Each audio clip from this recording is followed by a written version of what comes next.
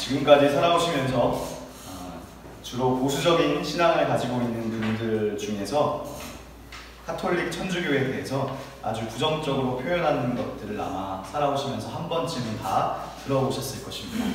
카톨릭은 이단이다, 이단 넘어서 어디까지 간다 라고 하면서 강한 비판적인 메시지를 던지곤 합니다. 그런데 이런 분들이 보통 카톨릭을 비난하면서 근거로 드는 논리 중에 하나가 뭐냐 하면 이들은 성경도 왜곡해서 십계명도 자기들 마음대로 바꿔놨다는 것입니다. 혹시 이런 얘기 들어본 적 있으신가요? 없으시면 뭐 네, 보통 이렇게 말을 많이 하죠. 천주교는 1계명과 2계명을 합쳐놓고 대신에 10번째 계명을 둘로 나누어 버렸다는 것입니다. 그러면서 1계명과 2계명을 하나로 만들어 놓은 이유가 뭐냐? 1계명은 나 외에는 다른 신들을 두지 말라, 2계명은 우상을 만들지 말라잖아요. 근데 1, 2계명을 하나로 합쳐놓은 이유는 천주교가 마리아 성상 숭배를 하기 때문에 그것들을 희석시키려고 1, 2계명을 합쳐놨다는 것입니다. 그리고 쓸데없이 10번째 계명을 둘로 나누었다는 거예요. 10번째 계명은 사실 두 문장으로 되어 있는데요. 17절을 보시면 첫 번째 문장은 내 이웃의 집을 탐내지 말라. 두 번째 문장은 내 이웃의 아내나 남종이나 여종이나 소나 낙이나 내 이웃의 소유를 탐내지 말라는 것입니다. 이거를 9계명, 10계명으로 나눴다는 거예요. 근데 그 이유가 이 마리아 숭배 때문에 이렇게 했다는 것입니다. 그러니까 천주교는 이 우상 숭배 아닌 이단이다, 10계명도 자기들 마음대로 바꾼다 라고 이제 비판을 많이 합니다. 그러나 사실 그 말은 매우 잘못된 말입니다. 카톨릭을 이단 취급하고 미워하는 사람들이 만들어 놓은 말에 불과합니다. 사실 출애굽기 20장에서 10개의 계명에 대해서 본문 자체는요, 오늘 우리가 봤지만 요게 1계명이고 요게 2계명이니라 라는 말이 본문 안에는 들어있지 않습니다. 그리고 실제로 10계명을 구분하는 것에 대한 3가지의 전통이 내려오고 있습니다. 또한 카톨릭식의 구분은요, 카톨릭만 사실 그렇게 하는 게 아니고 루터교에도 이 구분을 따르고 있습니다. 장로교를 포함한 대부분의 개신교는 우리가 이제 아는 이 전통을 따르고 있지만 카톨릭뿐만 아니라 루터교도 그런 구분법을 따르고 있고요. 동시에 카톨릭 개신교와는 조금 다르지만 유대교도 1, 2계명을 하나의 계명으로 보고 있습니다. 그러니까 구약 성경을 모두 경전으로 삼는 종교가 세 종교예요. 유대교, 가톨릭, 그 다음에 개신교라고 할 수 있습니다. 그런데 사실 1계명, 1, 2계명을 나누어서 따지는 데는 우리밖에 없는 거예요. 그러면 이렇게 생각할 수도 있겠습니다. 그러니까 유대교도 틀리고 가톨릭도 틀리고 우리가 맞지, 뭐 이렇게 생각할 수 있겠습니다. 저는 그 생각은 정신승리다 라고 생각이 듭니다. 저는 카톨릭이 잘했다, 옹호하려고 이 말을 하는 것이 아니라요, 정말 이 본문 말씀이 지금 뭐라고 말하는지가 저에게 훨씬 더 중요합니다. 그래서 가톨릭이 틀렸고 개신교가 맞고 그렇게 말할 수 있는 부분이 아니라는 것입니다. 실제로 세 종교가 다른 전통을 가지고 있다고 보는 것이 더 맞습니다. 누가 맞았다 할 수 있는 문제가 아니라는 이야기인데요. 자, 앞에 도표를 한번 보시겠습니다. 보시면 가장 먼저 눈에 띄는 것은 유대교의 경우는요, 2절 말씀부터 1계명으로 치고 있다는 거예요. 그러나 가톨릭과 개신교의 전통은 2절부터 1계명으로 보지는 않습니다. 기독교는 이것을 10계명의 서문으로 여기고 있습니다. 서론처럼 여기고 있는 것이죠. 벌써 여기부터 달라지는 거예요, 전통이. 그리고 유대교는 우리가 1, 2계명으로 여기는 것을 합쳐서 두 번째 계명으로 보고 있습니다. 즉 다른 신을 두지 말라, 우상 섬기지 말라, 이것을 가톨릭과 같이 하나로 보고 있는 거죠. 단 유대교가 카톨릭과 다른 것은 가톨릭은 이거를 첫 번째 계명으로 보지만 유대교는 이것을 두 번째 계명으로 본다는 것입니다. 이런 식으로 세 종교가 조금씩 10계명에 대해서 다른 구분을 하고 있습니다. 여러분이 잘 아시는 것처럼 사실 성경의 원래 원본은 절 구분이 없었습니다. 절 구분은 아주 후대에 들어온 것이죠. 그렇기 때문에 마지막 18절, 우리가 10번째, 17절 10번째 계명이라고 부르는 것을 하나로 보는 게 맞는지 둘로 보는 것이 맞는지, 그리고 1계명과 2계명을 하나로 보는 것이 맞는지 아니면 우리처럼 둘로 나누어서 나누는 것이 맞는지, 이것들은 사실 열려 있다고 볼 수 있어요. 이것은 독자가 이 본문을 어떻게 생각하느냐에 따라서 충분히 다르게 생각할 여지가 있습니다. 그러므로 이것을 가지고 다른 종교를 정죄하는 근거로 사용하는 것은 저는 옳지 못하다고 봅니다. 이걸 나누는 걸로 정죄하고 따지기보다는 이 말씀을 순종하고 이 말씀에 따라 사는 것이 훨씬 더 중요하지 않겠습니까? 그러므로 우리 시온의 교회 여러분들은 적어도 이걸 가지고 비난하지는 않았으면 좋겠습니다. 오늘부터 저는 총 3주에 걸쳐서 여러분들과 십계명을 나누어 보고자 합니다. 오늘은 이 십계명의 서문에 대해서 함께 말씀을 나누고, 다음 주는 제가 계획하기를 1계명부터 3계명까지를 나누고, 그 다음 주를 4계명부터 10계명까지 여러분과 함께 이 말씀을 생각해 보도록 하겠습니다.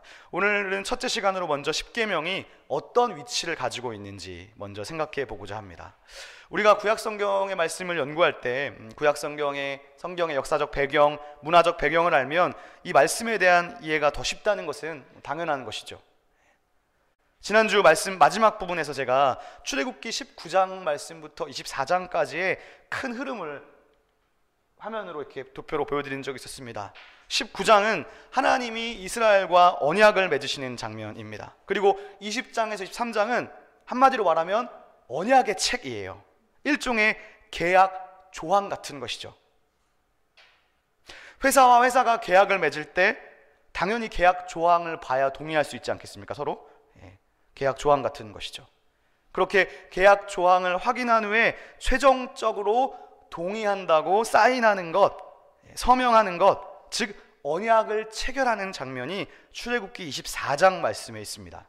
그런데요, 우리가 이 흐름을 구약시대 당시의 역사적, 문화적 배경에 비추어서 생각해 보면, 즉 고대 근동의 역사적 상황에서 생각해 보면 고대 근동의 다른 종교와 오늘 이 구약 성경의 명확한 차이점이 한 가지가 있는데요, 그것은 오직 이 성경의 이스라엘 종교에서만 하나님이, 즉 신이 인간과 언약을 맺는다는 거예요.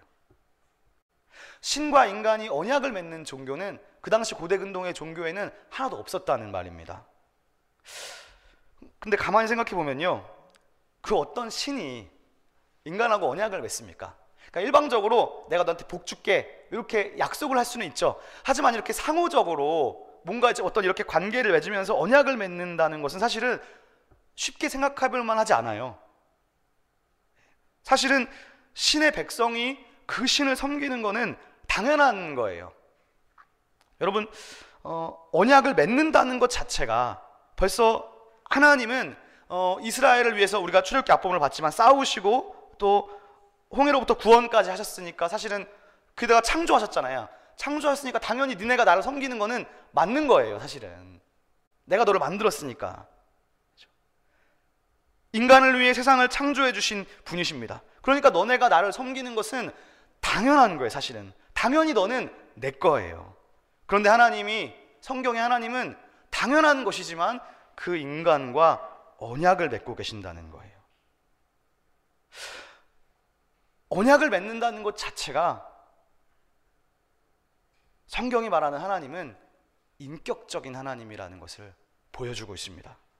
상식적으로 한번 생각해 볼게요. 제가 어떤 이해를 하면 좋을까 하다가 강아지를 생각해 봤습니다. 강아지를 살아가는 것도 그래요. 내가 강아지를 만들고 창조한 존재는 아니지만, 내가 강아지를 구원한 존재도 아니지만, 애견샵에 가서 강아지에 대한 돈을 지불하고 대가를 지불하고 구매했습니다. 그럼 강아지 주인은 누군가요? 당연히 나잖아요. 강아지는 나를 주님으로 보셔야 돼요. 그죠? 주인으로 모셔야 됩니다. 여러분, 얼마나 비인격적입니까?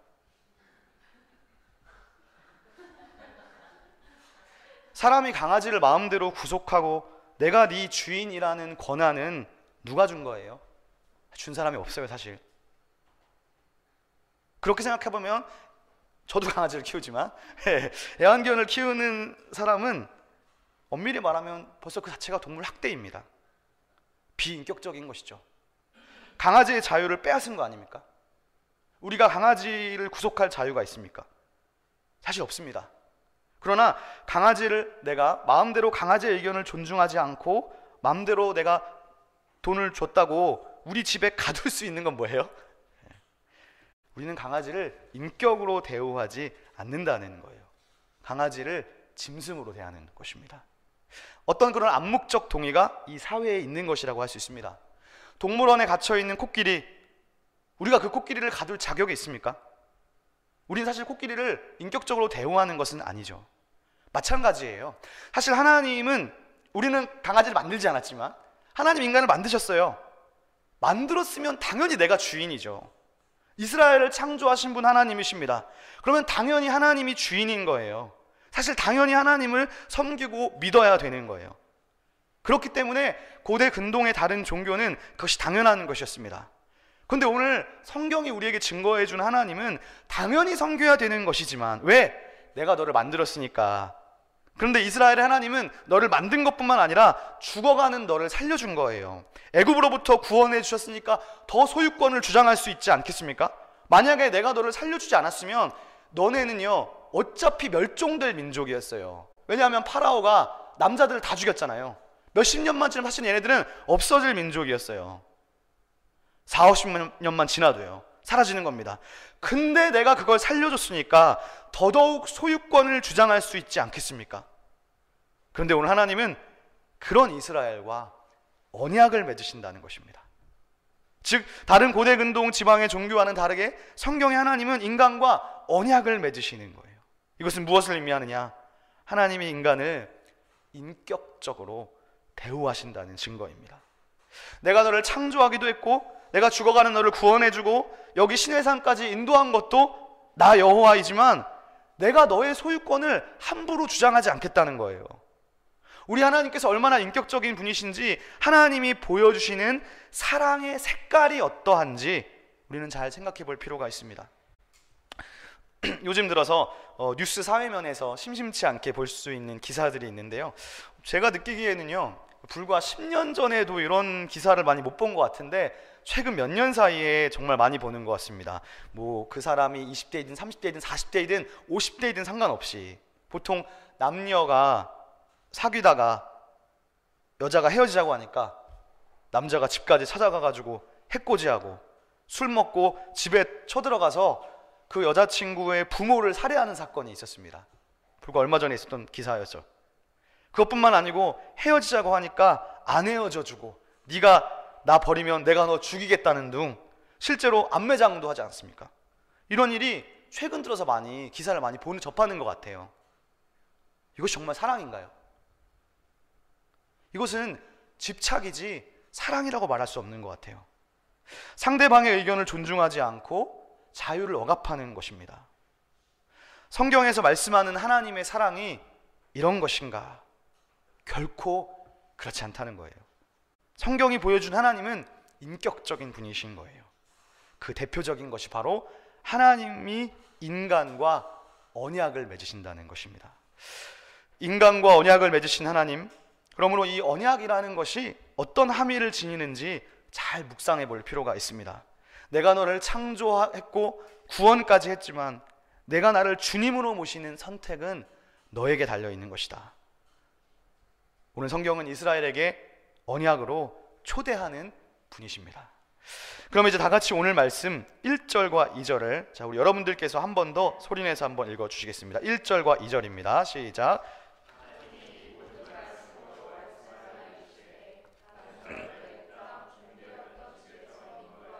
네, 하나님 여호와니라. 자, 이 말씀을 유대교는 1계명으로 보고 있잖아요. 우리는 이거를 선 혹은 10계명의 서문으로 보고 있습니다. 그런데요, 이 모세오경 전체에서 여러 이렇게 계명들을 모아놓은 단락들이 많이 있는데요, 그 어떤 다른 계명들을 모아놓은 단락도 이러한 서문을 갖고 있지 않습니다.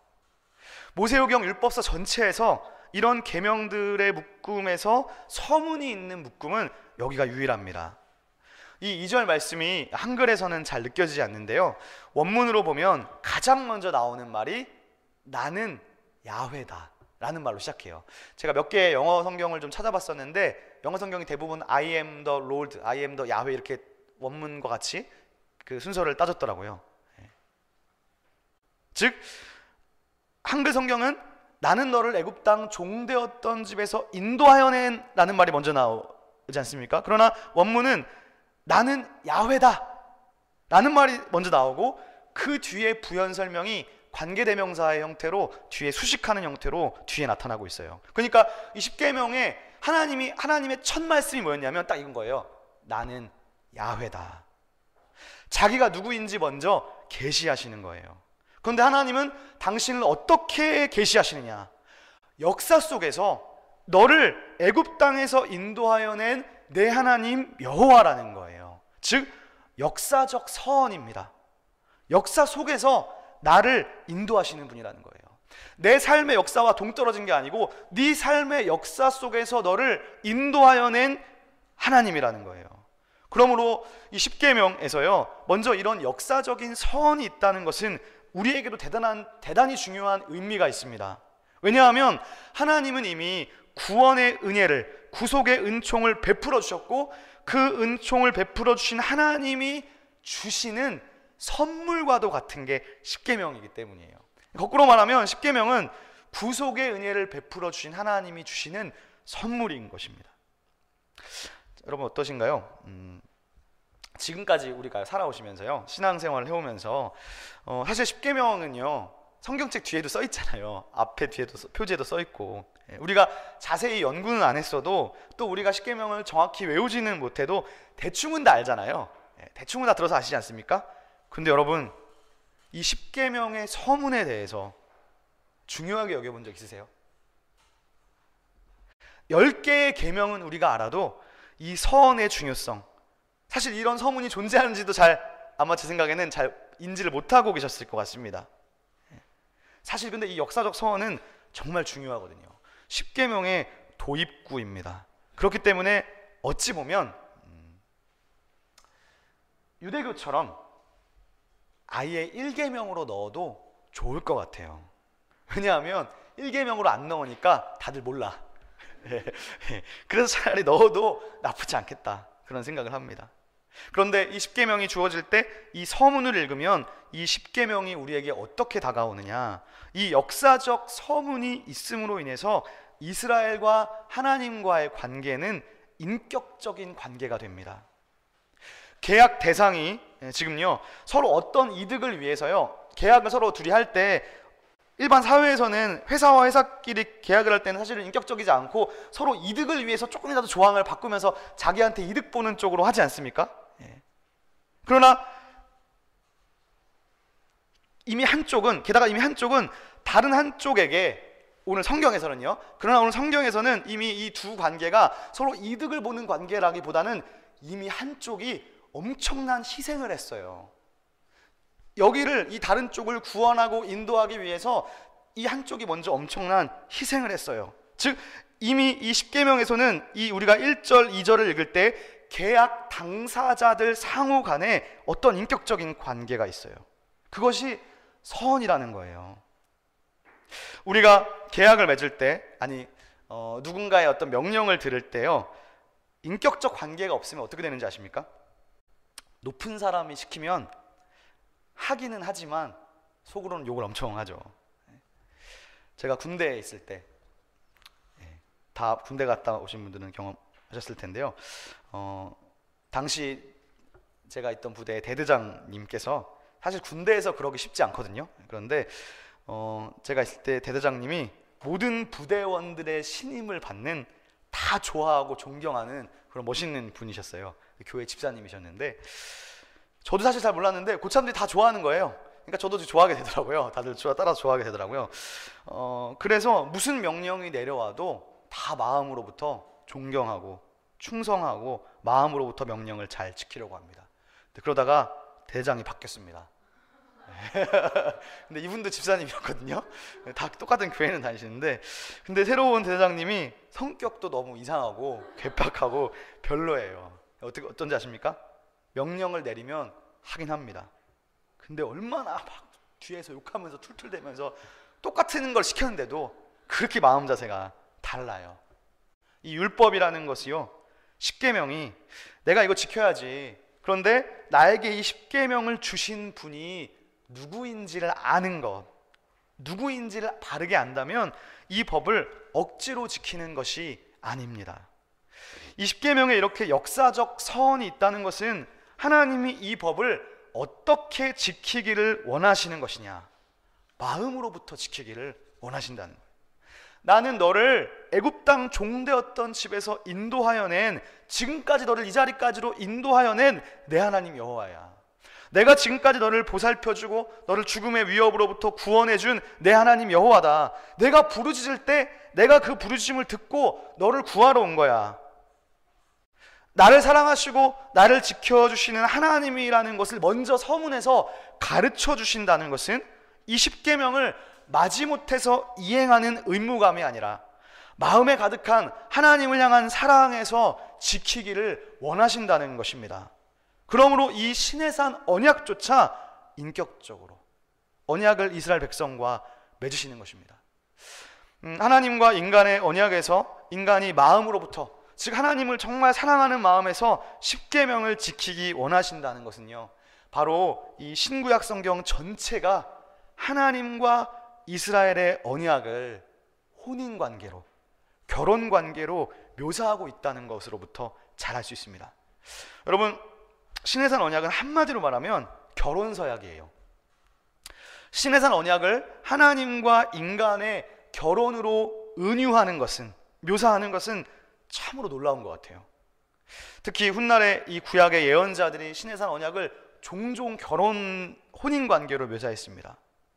호세아가 어떻게 표현하느냐, 호세아는 하나님이 매춘부와 결혼하신 것으로 묘사해요. 이스라엘을 매춘부로 강력히 고발합니다. 이 시내산 언약이 결혼계약이기 때문에 이스라엘이 바알을 섬기고 다른 신을 섬기는 것은 난잡한 배교행위인 거죠. 그래서 호세아를 읽어보면 호세아와 그 매춘부 부인 고멜과의 관계를 마치 하나님과 이스라엘의 관계로 유비하고 있습니다. 하나님이 이스라엘을 선택하신 이유가 뭘까요? 우리 보통 그런 질문 하잖아요.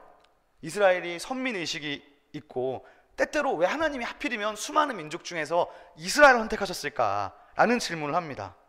근데 성경은 여기에 대해서 뭐라고 말하느냐? 성경이 이스라엘의 선택을 말할 때 내가 너를 선택한 것이 다른 민족보다 낫거나 강하기 때문도 아니고 다른 민족보다 수가 많기 때문도 아니었다고 말합니다. 또한 이스라엘이 영리해서도 아니고 니네가 정직해서 선택한 것도 아니라고 말씀합니다. 하나님의 선택은 이성적으로 설명할 수 있는 것이 아니에요. 하나님의 선택은 이성이 아닌 감성의 문제입니다. 한마디로 말하면 사랑인 거죠.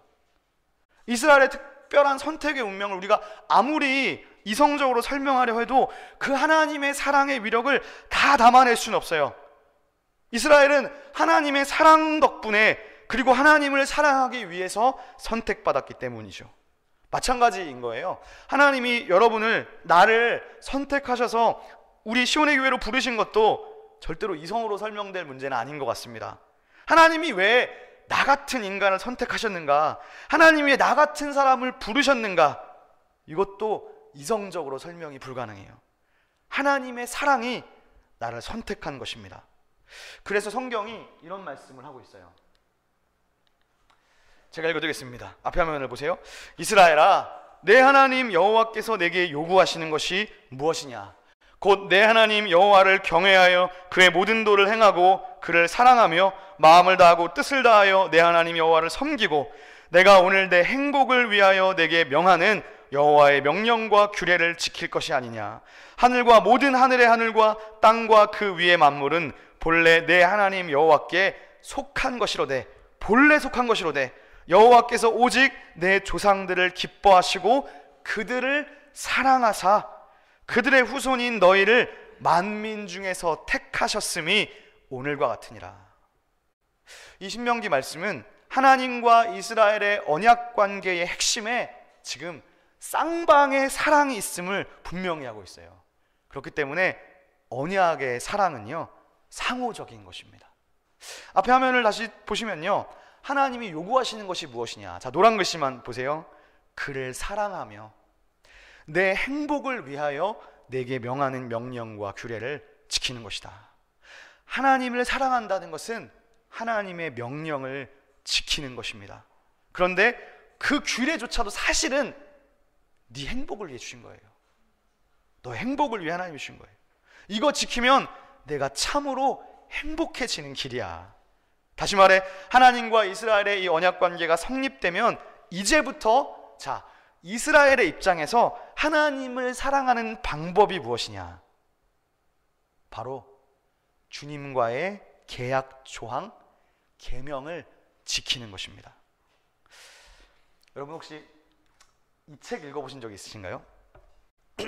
혹시 이 책이 뭔지는 아시나요? 5가지 사랑의 언어. 안 읽어보셨으면 꼭 한번 읽어보시기를 추천합니다. 남녀가 사랑하는데 도움이 많이 되는 책입니다. 사람마다 사랑의 언어가 다 달라요. 어렸을 때 본 책 중에서 톰 소여의 모험이었나요? 혹시 그 기억나시나요? 허클베리 피니언이 제가 둘 책 중에 하나의 내용이었는데 정확히 기억이 안 나는데 톰 소여가 어떤 여자아이를 좋아하게 됩니다. 근데 톰 소여는 집게벌레 곤충 채집을 정말 좋아해요. 자기가 제일 좋아하고 제일 재밌어하는 거예요. 그래서 좋아하는 여자애한테 자기에게 가장 소중한 집게벌레를 잡아서 선물합니다. 여자애가 어땠을까요? 기겁하는 거죠. 즉 톰 소여와 베키는 서로 사랑의 언어가 다릅니다. 이 5가지 사랑의 언어라는 책에는 사람이 사랑받고 있다고 느끼는 것이 사람의 유형마다 5가지가 있다고 표현하는데 그 5가지가 이렇게 돼요. 첫 번째는 인정의 말, 두 번째는 봉사, 세 번째는 선물, 네 번째는 함께하는 시간, 마지막은 스킨십입니다. 인정하는 말은 이런 거죠. 당신 진짜 멋있다. 너무 잘했다. 이런 인정의 말을 들을 때 저 사람이 나를 사랑하는구나 라고 느낀다는 거예요. 죄 쉽죠? 그죠? 제일 단순하지 않습니까? 그냥 좋다고만 말해주면 되는 거니까. 근데 그 인정을 못 받아서 사랑의 관계가 깨진다는 거예요. 얼마나 많은지 모릅니다. 두 번째는 함께하는 시간인데 여기서 핵심은 함께하는 겁니다. 오직 상대방에게 관심을 기울이는 겁니다. 자기 얘기 잘 들어주고 함께 추억을 남길 여행이나 활동을 함께할 때 저 사람이 나를 사랑하는구나 라고 느낀다는 거죠. 세 번째는 선물입니다. 그러니까 한마디 이런 거죠. 말로만 당신이 최고야, 너무 아름다워, 그걸로 안 되고, 그렇다고 또 어디 함께 여행 가고 함께 뭐 영화 보고 이런 걸로 안 돼요. 입으로 안 돼, 절대로. 뭐 같이 한 것도 안 되고요. 실질적인 선물로 표현해야 사랑받는다고 느끼는 사람이 있는 것입니다. 네 번째는 봉사예요. 적게는 집안일을 돕거나 크게는 상대방이 어려워하는 일을 해결해 주는 것입니다. 예를 들면 남자가 아내를 위해 설거지를 해주거나 청소를 해주거나 뭐 이런 것이 아닐까요? 마지막 5번째는 스킨십입니다. 어떤 사람은 100마디의 말보다 한 번의 적절한 스킨십이 더 사랑으로 와닿는 경우가 있을 것입니다. 그래서 이 사랑의 언어를 읽어봐야 되는 것이죠. 저 다시 한번 읽어봐야 되죠. 그래서 상대방의 언어에 맞게 사랑의 언어가 나갈 때 더 좋은 관계를 유지할 수 있을 것 같습니다. 자, 그렇다면 여러분, 하나님의 사랑의 언어는 무엇일까요? 우리가 지금까지 신앙생활을 하면서 대부분은 하나님이 나한테 이렇게 해줘야 돼. 대부분 우리가 하나님을 위해 무엇을 할 수 있을까를 고민하기보다는 사실 우리는 대부분 그러잖아요. 하나님이 나한테 이렇게 해줘야 돼 라의 초점이 있지 않았습니까? 이 시간에 한번 생각해 보는 거예요. 그렇다면 하나님의 사랑의 언어는 무엇일까? 하나님은 우리가 어떻게 하실 때 사랑받는다고 느끼실까? 화면의 5가지 중에서 우리 하나님을 실제로 물리적으로 만질 수는 없으니까 제 생각엔 5번째인 스킨십을 제외하면 이 4가지가 어느 정도 다 해당된다고 볼 수 있을 것 같습니다. 사실 뭐 우리도 마찬가지죠. 사실 우리도 5가지가 다 어느 정도씩은 해당되지 않습니까?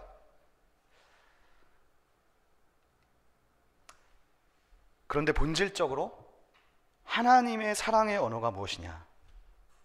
하나님의 사랑의 언어는 하나님의 계명을 지키는 것입니다. 하나님의 계명을 지키는 것, 이것이 하나님의 사랑의 언어입니다. 그리고 우리를 사랑하신 하나님의 사랑에 응답하기 위한 가장 좋은 방법이에요. 다시 말해 하나님께서는 우리가 당신의 계명을 지킬 때 사랑받는다고 느끼시는 거예요. 여러분, 사랑받는다고 느낄 때 상대방에게 더 잘해주게 되는 거잖아요. 그렇죠? 오늘 본문 말씀 보세요. 오늘 십계명 중에서 20장 6절 말씀을 보시겠습니다. 자, 여러분들께서 한번 읽어주실까요? 자, 20장 6절입니다. 시작.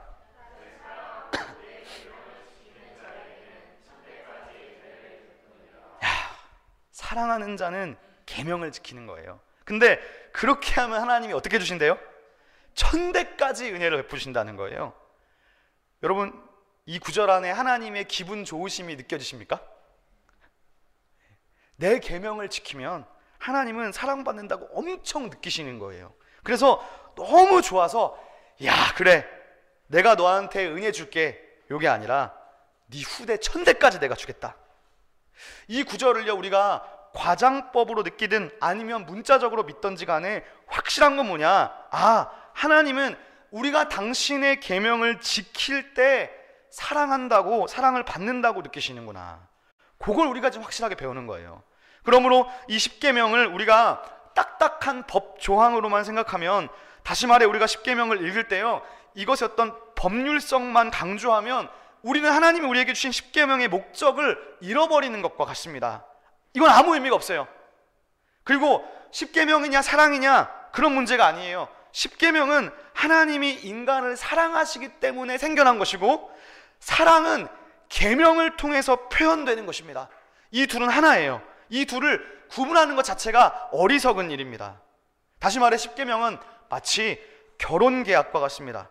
결혼한 사람들이 마음에 가득한 사랑에서 결혼의 조건들을 충족시키지 않는다면 그것을 진정한 혼인관계를 할 수 없는 것과 같이, 십계명을 하나님에 대한 사랑이 아닌 마지못해 이행하는 의무감으로 준수한다면 하나님이 이거를 주신 근본적인 취지를 상실하는 것입니다. 그런 의미에서 우리가 하나님을 예배하는 것도, 주의를 지키는 것도 마찬가지이죠. 안식일을 기억하여 거룩하게 지키라 했으니까 교회 안 오면 혼날 것 같으니까 마지못해 의무감으로, 안 하면 벌 받을 것 같으니까 의무감으로. 그것은 율법을 주신 근본적인 취지를 상실하는 것입니다. 그러나 어쨌든 간에요, 하나님의 사랑의 언어는 결코 말로 되는 것은 아닙니다. 바로 계명을 지키는 것이 하나님의 사랑의 언어입니다. 이것은요, 신약 성경도 동일해요. 예수님은 이런 말씀을 하셨습니다. 너희가 나를 사랑하면 나의 계명을 지키리라. 내 계명을 받아들이고 지키는 사람, 그 사람이 바로 나를 사랑하는 사람이다. 예수님의 말씀입니다. 내 계명을 받아들이고 지키는 사람, 그 사람이 나를 사랑하는 사람이다. 이것이 하나님의 사랑의 언어입니다. 그러므로 오늘 십계명은 하나님과 이스라엘의 언약 관계를 규정하는 언약문, 계약문, 계약서의 핵심 요소라고 할 수 있습니다. 조항이죠. 그러므로 이스라엘과 맺은 이 언약은요, 시작은 하나님으로부터 출발했지만 이 언약은 동시에 이스라엘이 듣고 지키고 행하는 것을 반드시 포함하는 거예요. 그리고 이 언약에는 언약 조항과 더불어 내가 이 언약 조항을 지키겠다는 맹세와 서약이 있습니다. 자, 출애굽기 24장으로 다시 한번 가보시겠습니다. 지난주에도 한번 잠깐 읽었었는데요, 한번 펴보실까요? 출애굽기 24장 7절 말씀입니다.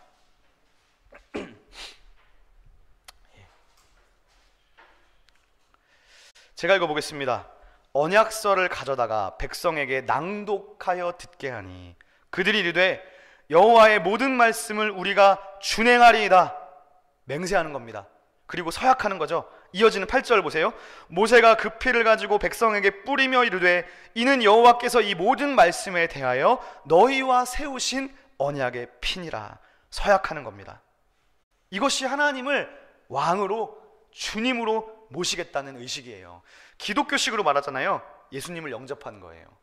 기독교는 예수님을 주님으로, 예수를 왕으로, 예수를 나의 하나님으로 받아들이고 영접하는 것이죠. 한마디로 말하면 예수의 주 되심입니다. 예수의 주 되심을 영접한 자는 이 맹세와 서약을 통해서 하나님과 언약 관계 안으로 들어왔음을 말합니다. 그래서 여러분 착각하면 안 돼요. 우리가 신약을 받았기 때문에 언약 안 지켜도 돼, 말씀 안 지켜도 천국 가잖아. 그게 아니에요. 언약 관계 안으로 들어온다는 것은, 하나님을 주님으로 모신다는 것은 그분을 사랑하고 그분을 사랑하기에 그분의 사랑의 언어인 계명을 지키는 삶으로 나아가는 것입니다. 무엇보다 성경이 하나님과 인간의 관계를 결혼관계로 묘사하잖아요. 그래서 우리가 때때로 주님의 신부가 되는 거잖아요. 마태복음 25장의 열처녀의 비유가 딱 그것이죠. 그러면 우리는 이런 질문을 생각할 수 있습니다. 이런 질문이 생길 수 있습니다. 나 영접했는데 내 삶이 개판이야. 난 하나님의 말씀도 안 지키는 것 같아. 나 영접한 거 맞을까? 라는 질문이 생기죠. 오늘 우리가 이 출애굽기 24장을 통해서 이스라엘을 보았을 때 이 언약 관계가 어떻게 시작되냐 하면요, 맹세와 서약이었습니다. 즉 처음의 시작은 입술의 고백으로, 신앙 고백으로 시작되는 거예요. 신앙 고백을 통해서 하나님과의 관계가 회복되고 새롭게 시작되는 거예요. 즉 맹세와 서약을 통해 하나님과의 관계가 시작됩니다. 그러면 그때부터 이 언약은 효력을 발휘하기 시작하는 거예요. 마치 회사에서는 회사와 회사가, 기업과 기업이 할 때는 도장을 딱 찍으면서 혈약 관계가 시작되잖아요. 그러나 하나님과 이스라엘 관계는 도장을 찍는다기보다는 입술의 고백으로 효력이 시작되는 거예요. 근데 상대방이 언약을 어기고 이 조항을 지키지 않는 거예요. 그럼 어떻게 되나요? 제가 초등학교 때 아마 이 중에도 많이 그러신 분들이 있을 것 같은데, 그때는 반에서 책상이 가로로 길었습니다. 그래서 두 명이 한 책상에 앉습니다. 요즘은 이렇게 1대1로 앉잖아요. 그러면 대부분 초등학교 때 국민학교를 나오신 분은 아마 다 아실 것 같은데, 짝꿍이 여자애였는데 가운데 금을 그어놨어요. 그래서 팔꿈치든 지우개든 넘어오면 그죠?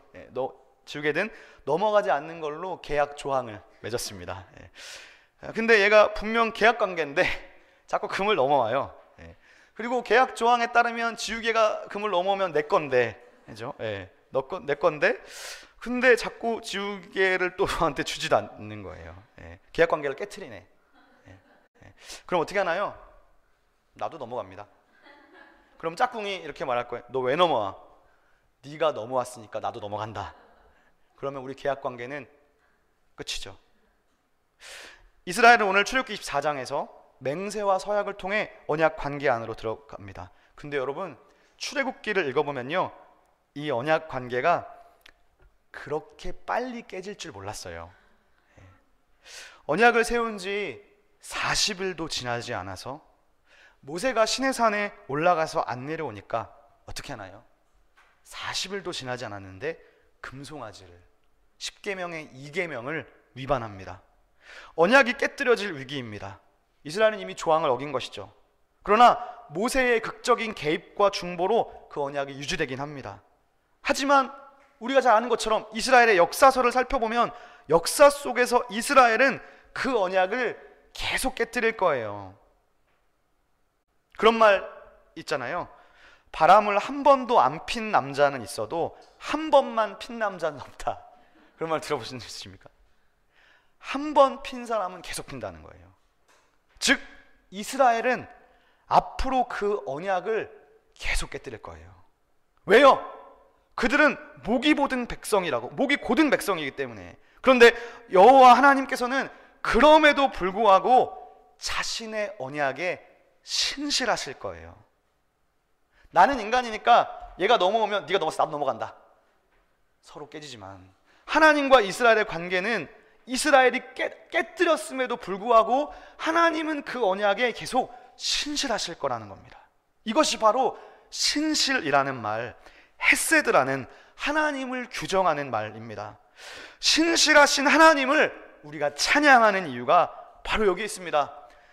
이스라엘이 계속 언약을 깨뜨려도, 주님은 이 언약을 기억하사 언약에 신실하셔서 이 언약을 붙잡고 이어가신다는 거예요. 이스라엘은 이 언약을 완전히 깨뜨려 버렸습니다. 그래서 하나님 어떻게 하십니까? 그 아들 예수 그리스도를 보내주셨어요. 하나님의 신실함의 절정이 바로 예수 그리스도 안에 있는 것입니다. 예수 그리스도의 사랑을 통해서 다시 온 인류가 하나님과 언약 관계를 이루어갈 수 있는 거예요. 그러므로 이 말씀이 우리에게 얼마나 깊은 의미를 주는가. 내가 오늘도 주일에 예배 자리에 나와서 예배를 드리면서 지난 한 주를 돌아볼 때 나는 또 하나님을 잊어버리고 말씀대로 살지도 못하고 옆 사람을 사랑하지도 못하고 또 하나님을 사랑하지 못했어요. 주일에 와서는 입술로만 고백했지만 삶 가운데 이 계명을 지키지 못함으로 인해서 또다시 나는 깨어진 존재가 되었어요. 그럼에도 불구하고 하나님은 이 신실하셔서 이 언약을 기억하셔서 예수 그리스도를 통해 다시 우리를 잡아주신다는 것입니다. 이것을 깨달을 때 신실하신 하나님을 찬양할 수밖에 없다는 거예요. 말씀을 정리합니다. 사랑하는 시온의 성도 여러분, 하나님은 당신의 백성이신 이스라엘과 동시에 여러분들과도 언약 관계 안에 있습니다. 이것은 결코 기계적인 관계가 아닙니다. 하나님이 이스라엘을 애굽 땅 종되었던 집에서 인도하시고 구원하신 것처럼 하나님이 여러분을 구원하시기 위해서 예수 그리스도를 보내주시고 죽으시고 부활하셨습니다. 왜냐하면 우리를 다시 하나님과의 언약 관계 안으로 관계 맺으시기 위해서이십니다. 여러분과 하나님과의 관계는 어떠하십니까? 정말 마음으로부터 주님으로 섬기고 계십니까? 혹시 어느 순간부터 하나님을 기억하고 또 마음으로 사모하며 자리에 나와 예배해야 할 이 자리가 혹시 기계적인 행위가 되어버린 것은 아니십니까? 정말 하나님 사랑하는 마음으로 나온 것이 아니라 그저 기계적인 법적인 율법적인 것이 되어버린 것은 아니신가요? 그럼 하나님은 여러분과 인격적인 관계를 맺으시기를 원하십니다.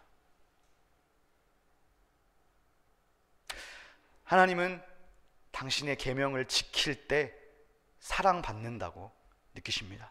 즉 하나님의 사랑은 계명을 지키는 것으로 표현하되 이 계명을 지킴은 이성이 아닌 감성입니다. 하나님을 사랑해서 마음으로부터 사랑해서 지키는 것입니다. 그런데 하나님을 사랑하기 전에 계명을 지키기 전에 하나님은 이미 우리를 사랑하셔서 애굽 땅 종되었던 집에서 인도해 내신 은혜를 주셨고 우리가 하나님을 사랑하고 계명을 지키기 전에 하나님은 예수님의 십자가의 사랑으로 먼저 은혜를 주셨습니다. 그러므로 우리의 하나님 사랑은 우리의 계명 지킴은 바로 먼저 베풀어 주신 그 십자가의 놀라운 사랑에 감사함으로 나아가는 것입니다. 내가 주님을 영접함은 하나님과 결혼하는 것과 같습니다. 그렇기에 십계명의 첫 계명은 이렇게 시작합니다. 너는 나 외에 다른 남자를, 너는 나 외에 다른 여자를 사랑하지 말라. 이것이 첫 계명입니다. 사랑하는 여러분, 우리가 주님과의 언약 관계 안에 있을 때 우리는 하나님의 특별한 소유가 되어 그분의 보호하심 안으로 들어가며 그분의 날개 안에 들어가 하나님이 주시는 참된 은혜와 진리를 맛볼 수 있을 것입니다. 그 하나님을 찬양하며 이번 한 주 그의 계명을 지키는 축복된 여러분들이 되시기를 주님의 이름으로 축원합니다. 기도하겠습니다.